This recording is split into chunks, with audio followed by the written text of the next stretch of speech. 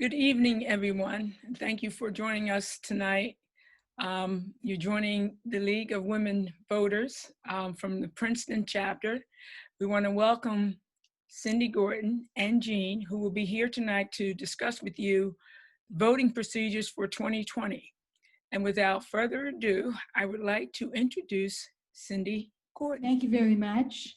My partner here is Jean Turner. I see her name isn't on the screen, but I want to let you know that Jean and I are both active in the local Princeton area League of Women Voters. And we've been very busy this season talking to everyone about how to vote, because it's a pretty confusing year in terms of voter registration and voting, how to do that.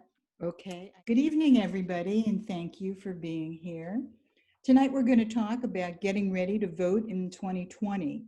We're very appreciative of the work of the Plainsboro Public Library in sharing this time with us, the League of Women Voters of the Princeton area, in order to talk a little bit about voting in a year that's kind of a strange one for voting.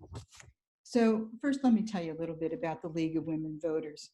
We were founded 100 years ago in 1920, and the League is a nonprofit, nonpartisan organization, and our work is really around promoting political responsibility through informed and active participation in government.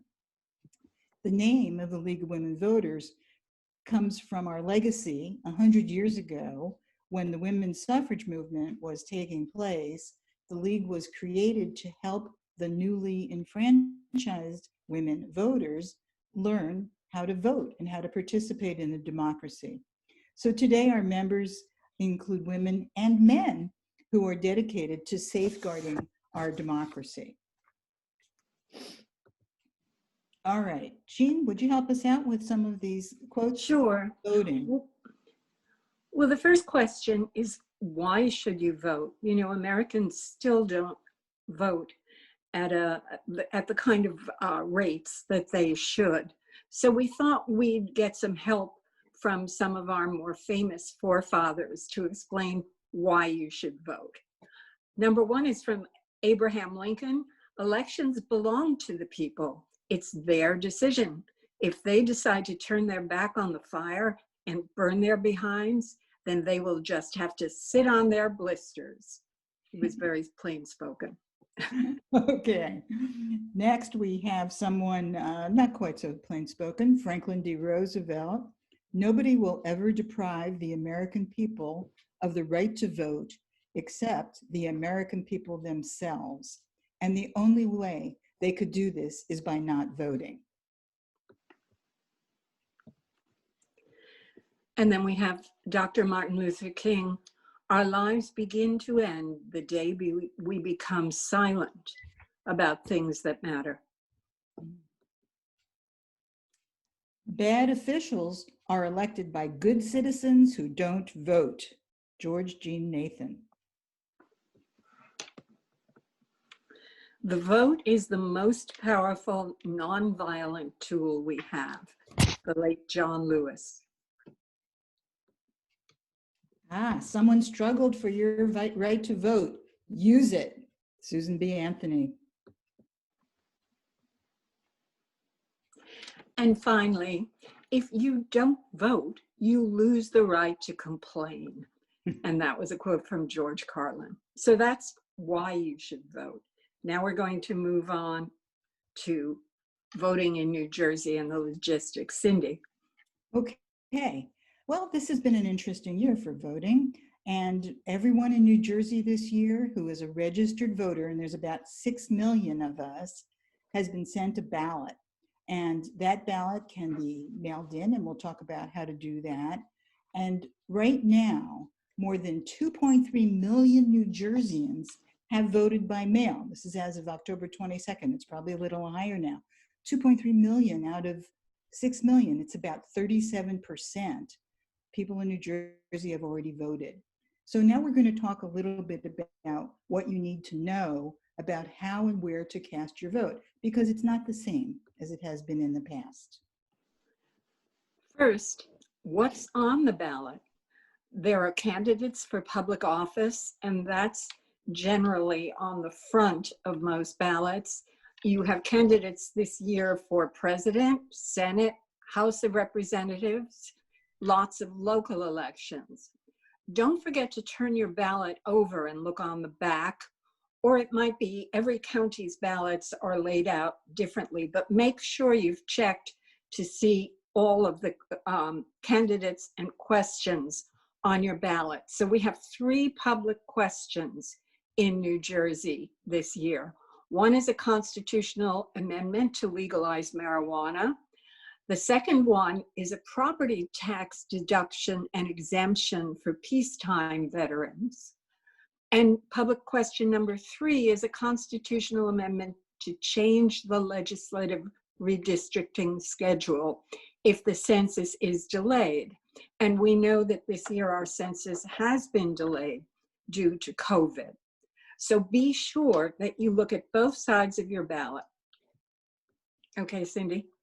Okay, well, here's what a ballot looks like if you live in Plainsboro. As Jean said, the ballots are all different.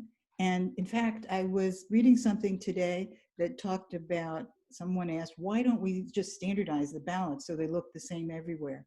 And I learned that in the United States, there are over 10,000 different locations that have ballots. It might be a city, it might be a school district or something like that.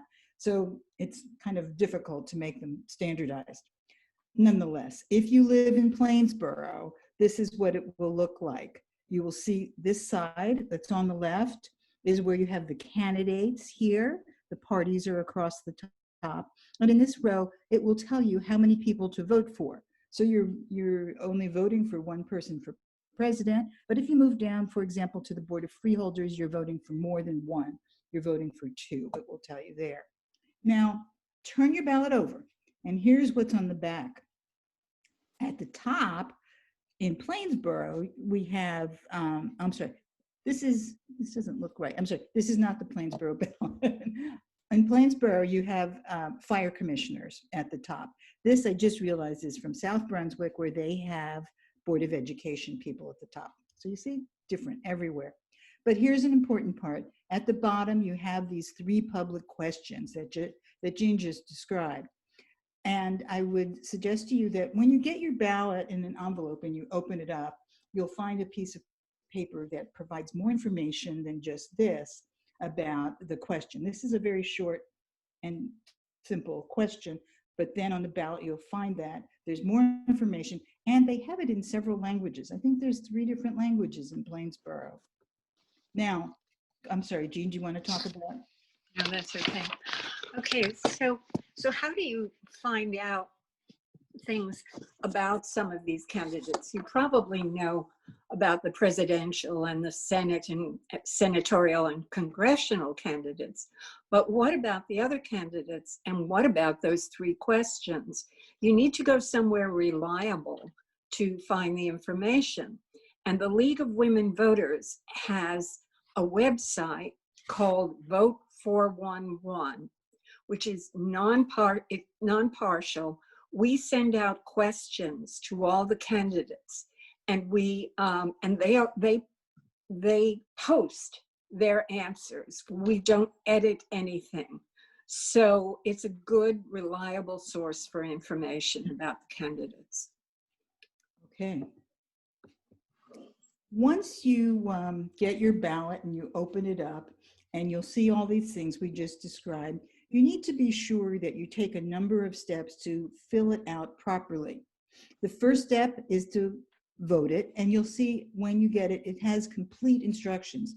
Very important to read the instructions. They'll tell you, I think, to use a black pen. It's a little circle, you fill it in completely. And then you move to step number 2. This is, other than voting, maybe the most important part of your ballot, because this is where you complete and sign the certificate. And this is the thing that they will use to check your signature, to make sure you haven't voted twice, to make sure it isn't someone falsifying your ballot. This is a very, very important part of the filling out the ballot. Next, you move that piece of paper to an inner envelope, and it gets sealed. And there's a part that says, do not detach. Do not detach it. Then you take that and you put that into the outer envelope, you seal it. Make sure, just like when you pay bills, that the right part is facing forward so this envelope window shows the correct address. And then finally, you're going to take your ballot and send it on its way to the Board of Elections. We have several ways of doing it this year, which we're going to talk about. You can mail it, you can drop it at a secure ballot drop box, or you can actually deliver it to the Board of Elections. These are the things that you can do, all of them before November 3rd. Okay, Jean, do you want to do this one? Sure. Many people are concerned about voter security. So let's take a look at all the different steps there are to secure your ballot. In the first place, there's a barcode. That barcode is unique to you. It travels with you, and it never is reassigned to someone else. It goes to the grave with you. That barcode is a way to track when the ballot is mailed and to the Board of Elections. Then there's the certificate of the mail-in voter, where your signature is important because it will be checked with the voter rolls, with the signature that you used to register. Now, don't worry if you can't remember which signature you used. There's a new law in New Jersey which allows you to cure or correct your signature, and the Board of Elections must contact you within 24 hours if there is a discrepancy. So once you voted, just make sure you keep an eye on your mail in case there is something in there from the Board of Elections. Okay, there's also a thing called the bearer portion.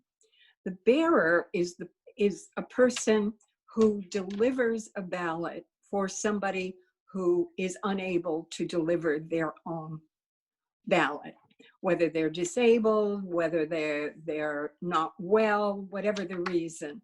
You have to fill in that portion, and then the bearer, the person who is the bearer of the ballot, is only allowed by New Jersey law to carry 3 ballots. So that's another level of security. Finally, the security at the ballot drops, the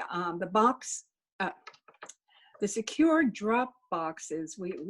This is new to New Jersey, so people are using different names, but basically we'll call them the secure drop box. The drop box is monitored by a security camera 24/7. And it is emptied at this stage. I think it will be emptied every day by 2 representatives from the Board of Election who put it into a special envelope, which they seal, they both sign, and then they take it to the County Board of Elections, where it is put in a vault until the clerks who are processing the ballots are ready to open it. So there's a lot of security for the drop boxes. And finally, the ballot is completely anonymous. There's no place that your name appears. There's only there's no traces of who voted on it. So the state of New Jersey has gone to great lengths to make sure that your ballot is secure. Next, Cindy. Okay. I think that some people are concerned about many of the steps in the security process that Jean just outlined. And I have to say that they're pretty impressive what they've put into place to keep it secure. However, there are still some reasons why your mail-in ballot, once it gets to the Board of Elections, could be rejected. Now, this is a little list of reasons why ballots were rejected, and it was based on a survey that included primary and general elections between 2015 and 2019. The number one reason the mail-in ballots were rejected is that the certificate was not signed. And you saw where you should sign that, and Jean was telling you how important it is that that's used to verify that you are the real person who's doing this. Very important. Sign your certificate. The second most frequent reason was the ballots were received after the polls were closed. November 3rd is the election date. The polls will be open until 8 p.m. The drop boxes are available until 8 p.m. And if you have a mailed through the United States Postal System ballot postmarked by November 3rd, it will be counted as long as it's received by November 10th. So don't miss the deadline. The next reason was the certificate is missing, where it says do not detach. If you detached it, don't do that. If the signature does not match, but as Jean mentioned, we have a curing process. An incomplete bearer portion, if you're carrying it for someone else, but you don't fill out that part of it, or the ballot wasn't enclosed. So these are mistakes that people make, and this is the reason why they might be rejected. However, we do have, thanks to the League of Women Voters, I'll just complete this thought, Jean. Sure. Because there were these problems, and this issue of the signatures not matching was happening a fair amount. So, and you can imagine why your signature might change if you're sick, or as you get older, you're in a hurry. I think some of us don't even write with a pencil anymore. We use machines so much. Anyhow, if the signature doesn't match, in previous elections, a lot of ballots were rejected, and a group of organizations in New Jersey, including the League of Women Voters, actually filed suit against the state of New Jersey, asking them to come up with a way of dealing with this problem. And the answer was what's called the Ballot Cure Act. And as Jean said, the voters will be notified within 24 hours and given a chance to cure or fix your ballot so that your vote will count. This is new. We didn't have it in previous times, and I think it's one of those features that gives you a little more confidence in the system. Okay, and now we're going to move on to a couple of tips for filling out your mail-in ballot.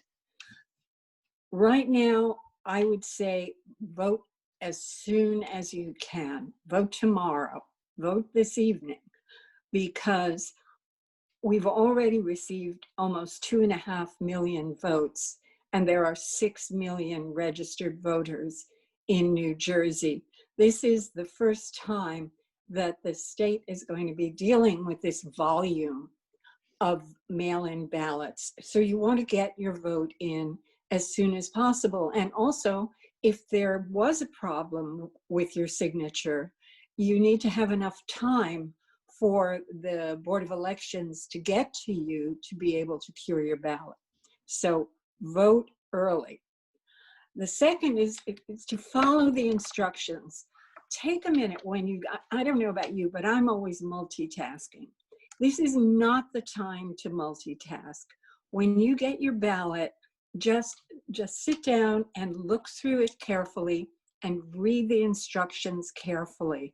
There are some really good videos that will help you avoid common mistakes on the League of Women Voters of New Jersey website.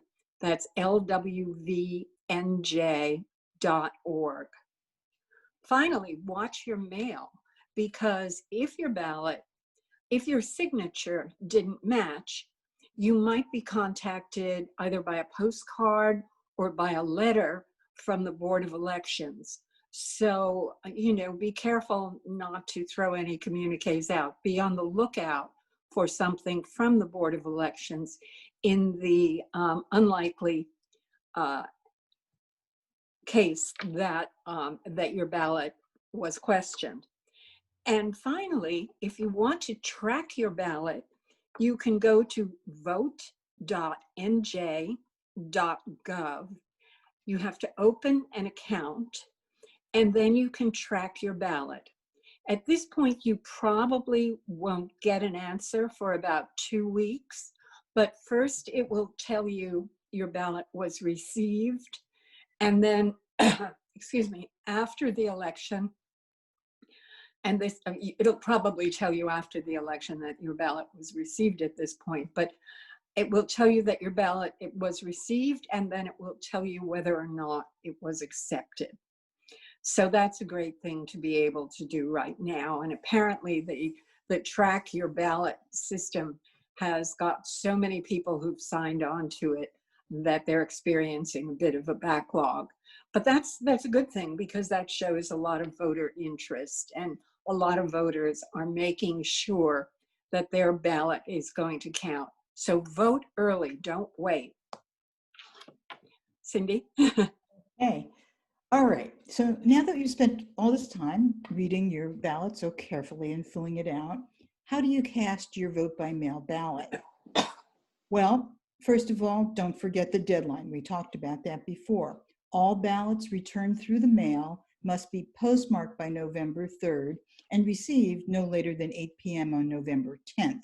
So there's a little bit of leeway from the time it's postmarked at the U.S. Post Office until it's received, and hopefully that will work.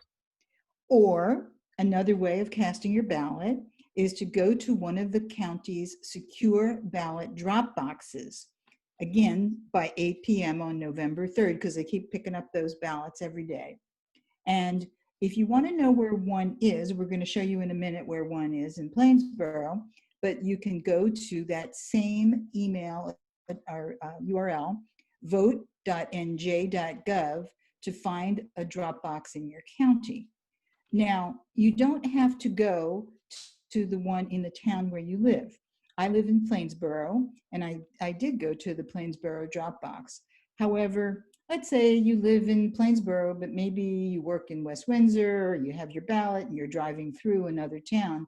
You must send it in the county. So if you live in Plainsboro, you're in Middlesex County, you could take it to South Brunswick, but don't take it to West Windsor, because that's in Mercer County. I know this is always confusing to me because our towns are so close together. But you can either put it in your own town drop box or somewhere else. And you can go to the Board of Elections website to see where all the ballot drop boxes are located. If you don't want to do one of those two ways of casting your ballot, you could also deliver your ballot in person to your County Board of Elections office by 8 p.m. on November 3rd. And you have to check for their hours in advance. And in Middlesex County, we have a county board of elections office located in East Brunswick. And I can provide the address a little bit later. Finally, if you don't choose to do one of these things and you feel comfortable, you can bring your ballot to your polling place, again, by 8 o'clock on election day. Now, remember that only you, the voter, can bring your ballot to your polling place on election day. You can't bring any of those bearer ballots.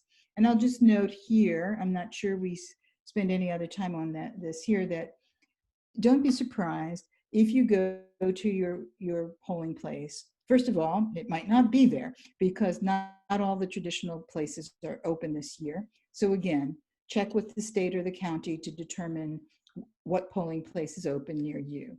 Secondly, because there is a great concern about COVID-19 and gathering, you will not be actually using voting machines when you go to the polls. The only people who can use voting machines are disabled voters this year. Anyone else will be asked to fill in a provisional ballot.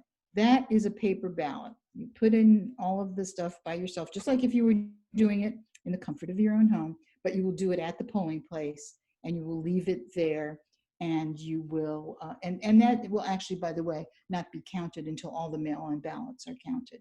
But these are options, these are all options. You choose what works best for you. Oh. And here we have a picture of Cindy in front of the municipal building in Plainsboro. Now, the municipal building is quite large and spread out, but don't be worried. I was worried when I took my ballot there that I wouldn't be able to find it, but there are signs everywhere. There's even a big sign in the parking lot.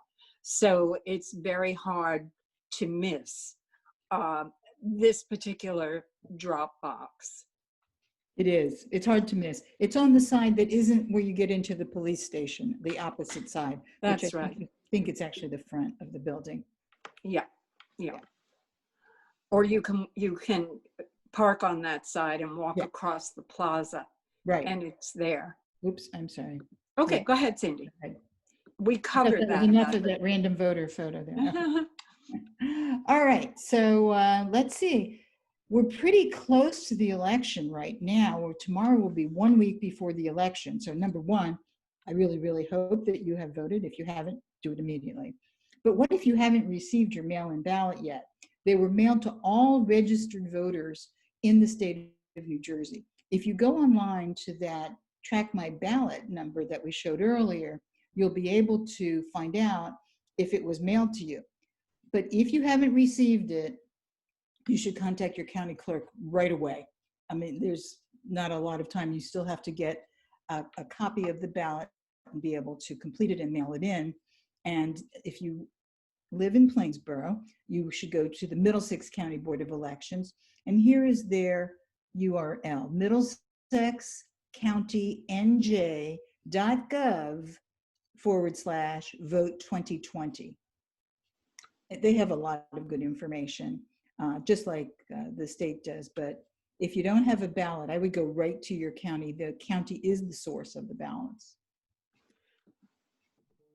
Another place that you can go is to the new Middlesex County Voter Information Centers. There are 3 of these, and the addresses are there on the screen. The closest one to Plainsboro is the Monroe Township Library at 4 Municipal Plaza, Monroe Township. These are open from 11 a.m. to 7 p.m. And on election day, they'll be open from 6 a.m. to 8 p.m. So you can get a replacement ballot there. You can do signature verification, or you can have questions about any questions that you have about voting. They will have people from the County Board of Elections to help you there. So that's a great thing that we have in Middlesex County that lots of other counties don't have. That's really a good thing. All right, now we're going to talk a little bit about misinformation and disinformation. And one of the things that studies have shown is that this year, more than in previous years, there's a tremendous amount of things out there that are not correct. So the misinformation is something where it's wrong, but disinformation is much more insidious. Disinformation is where someone is deliberately trying to give you bad information. And I like this quote from someone at Common Cause. It says, "We're concerned with content that impacts people's faith in the legitimacy of our system, or somehow implies that some methods of voting are less secure than others when there is no evidence that's true." And we've tried to talk to you, throughout this talk a little bit about some of the things that provide security, that make voting safe. And while we can never give anything 100%, guarantee, there do seem to be some people or organizations that are trying to suggest that it isn't safe to do something one way or another. We want you to think about, when you read information, is this actually true, or is someone trying to maybe keep me from voting? Could be. Okay. And here are some ways that you can spot disinformation online. Consider the source. Does the URL look strange? Check the date. Is it something from 2 years ago? cross-check the information, go to, reliable sources, check with your a newspaper that you trust, or you can use Swopes. There's a whole bunch of fact-checking websites out there. Read past the headline. What's the whole story? Sometimes people's words are taken out of context, and that can really make a difference. So if there's a quote, but you can see that there was more before and after it, see if you can find the entire quote. And finally, if it's emotionally charged content, that usually means it's something that you don't want to take as truth without double checking it. Okay. And few more- here's some, should I finish that thought? Sure, go right ahead. Here are some of the do's and don'ts of disinformation on social media. Don't click on it or share it, because if you're sharing it, then you're perpetrating misinformation, which is inadvertent sharing of information that isn't true, whereas disinformation is the deliberate sharing of information that isn't true.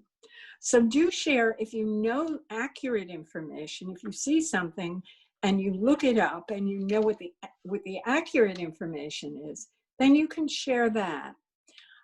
Don't engage publicly, because you'll just wind up unhappy.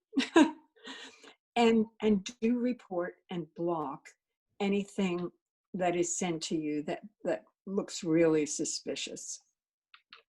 Okay. Good tips. So in order to help you do this, there are some great fact-checking resources, and there are many more, but you want to make sure that you're using something that's nonpartisan, that is a well-established and respected organization. So we mention here 3 of them.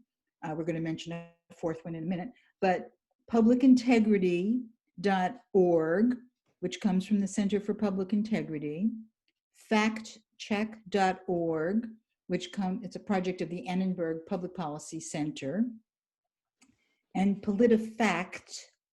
Don't confuse this with PolitiFacts with an X. That's something different. PolitiFact is something that came out of the Poynter Institute and the Tampa Bay Times. So these are all great places to get reliable facts. And I'll tell you the next one. I'll do this one. Once again, vote411.org. Vote 411, and it is sponsored by the League of Women Voters. This is really a national project. Everybody in the country in different chapters of the League of Women Voters gets involved in making sure that there's current information posted about candidates, about public questions. And beyond that, they have a full range of things like how to register to vote, too late right now, how to check your registration status. And what's great about this is you put in your zip code or your address, and you can get information for anywhere in the country. So even if you know what you're doing in New Jersey, because you watch this slideshow, you can tell your friends somewhere else. I have some friends in Florida who once said to me, I really don't even know who's on the ballot. And I said, well, go to Vote 411, and somebody in a different part of the country can look this up. They really have a lot of good information. And it's now available in Spanish as well as in English.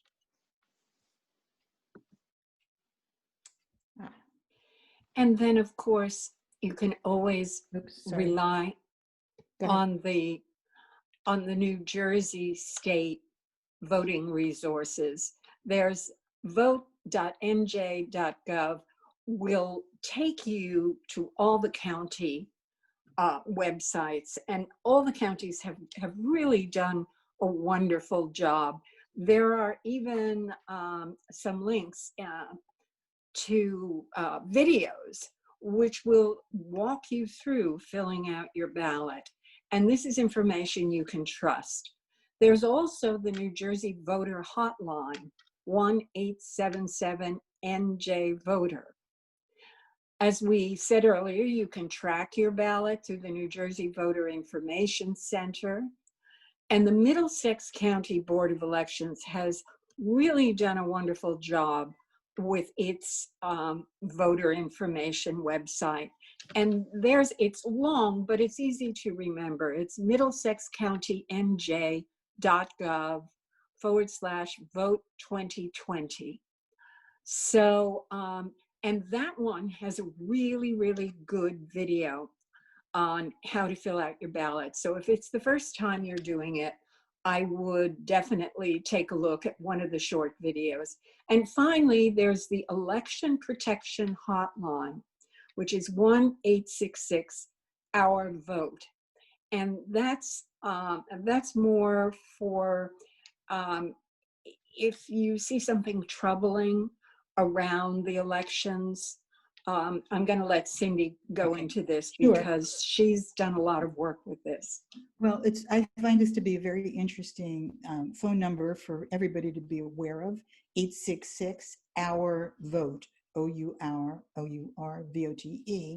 And this is actually a coalition of over 100 organizations. The League of Women Voters is one of them, but it has other groups like the ACLU and Common Cause. And there are people who volunteer to help with voter protection. I know there are, for example, groups of lawyers who, and this is not new for this year, although they've really stepped it up for this year. And what they do is they have hotlines that are staffed by people who are well versed in the voter law and what is going on. So what they're doing this year in particular is trying to make everyone know this number. So if you see anything going on related to voting that does not look right, if something is happening at the polls, if someone is harassing people, in the line or trying to prevent you from voting, or it could be something related to a ballot, one of the secure drop boxes, you can definitely take a look at that and see what is this a legitimate thing that's going on. It's a nice way to know you have someone that you can call if you're worried about it at all. And this year, they are also focusing on restrictive election laws, coronavirus-related voting disruptions, or really anything else that could silence your voice. So it's nice to know you can call this number. They're going to have people who are trained. They're looking for people to be volunteers to help monitor polling places, monitor social media, to be sure there isn't the kind of disinformation that we're talking about. It's a kind of a good all-in-all number to know. 866-OUR-VOTE. And finally, be patient. This is going to be different this year. There are more mail-in ballots, so that's going to mean more processing time. There will be more postmarked ballots that will be accepted by November 10th. Provisional ballots take more time to process. And just be aware that the extended time until perhaps we have a winner just means that our system is working. It means that everybody is being thorough and doing their jobs during this very difficult time when the country is in the grips of a pandemic. So keep those things in mind. I know we're all used to, sitting up late to see who won, but that's probably not going to happen this year. We're probably going to have to wait a few days, maybe even who knows how long. But what's important is that it's done right and that everybody's vote counts. And I'm willing to be patient for that. I hope you are too. And I hope you are too. Well, this pretty much concludes our discussion for this evening. We would like to summarize by just saying, make a plan. It's a little bit late, I would say, to vote early, but you can vote now. At least you have a week left to get your votes in by whatever method you choose, and do vote safely. Consider everything that's going on and think about what works best for you, but vote. And that's really the end of our presentation. We'd like to thank you for coming. And we would like to tell you that if you do have any questions, we would urge you to contact us. The League of Women Voters of the Princeton area has a website, which is www.lwvprinceton.org. And we're always happy to hear from you. We're always happy to have new members. And why don't you sign up on our site to get more information or ask a specific question. I think that's it. Yes, thank you, Plainsboro Library, for giving us this opportunity to get information out to voters. And thank you, Sharon, for helping us with the technology tonight and being patient until we got it right. So yeah, everybody, if you haven't voted, make a plan for tomorrow and vote. Tomorrow, a perfect day to vote. That's right. Yeah, ready. Thank you. Thanks, Sharon. Thank you. Thanks, Sharon. Thank you. Great presentation. And we want to thank all of you and hope you get out and vote if you haven't voted yet. As they said, either tonight or tomorrow, sometime before November 3rd or on November 3rd. Okay. Have a good night.